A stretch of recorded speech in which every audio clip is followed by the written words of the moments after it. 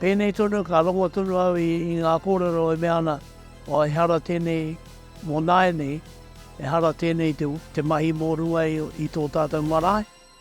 Nā ki whea ke.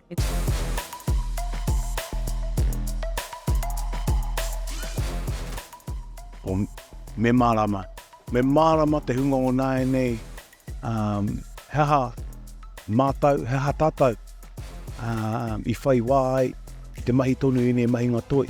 Nā runga i te whai nui, te tohe nui.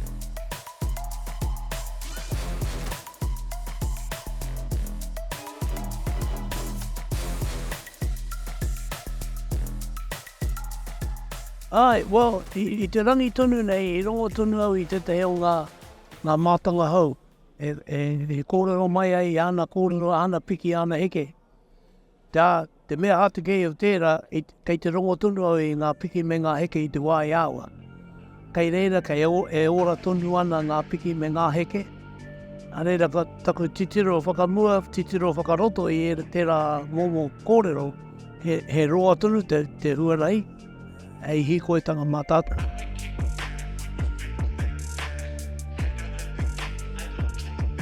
He rawe katoa, te whakakotahi, te mahitahi ki aku iho pū manawa, i kōrero au ki a tame iti, i nanahi.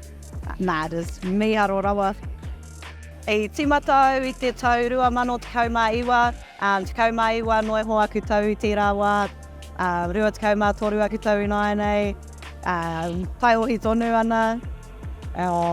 Yeah, so waimari e au ki te timata, i au e te kaumaiwa tau ana, wa nui aku akoranga mai tērā wā ki konei, engari taihohi tonu ana au. So he nui tonu ngā akoranga e ahei ana tūpuni.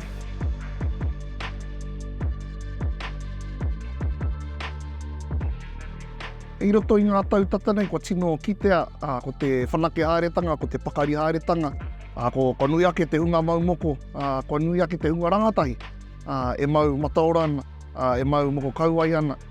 Koinei te hunga wehi kore, koinei te hunga whaia tia ko te reo Māori, tikanga Māori, ara, kua kitea rātau, mā te mau moko, mā te mau mataora kauae rāne, a rātau e Māori ake ai, e pakari ake ai, e kaha ake ai. Hea mea tāhua tērā ki ahau.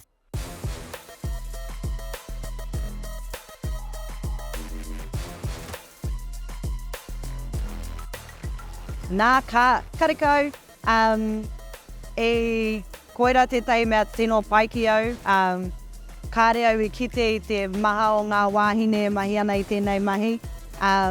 So, i tino hiahia au ki te mahi e nei mahi. Kia kite ngā kōtiro, ngā, pōhine iti. E ahei ana mātou ki te mahi e nei mahi.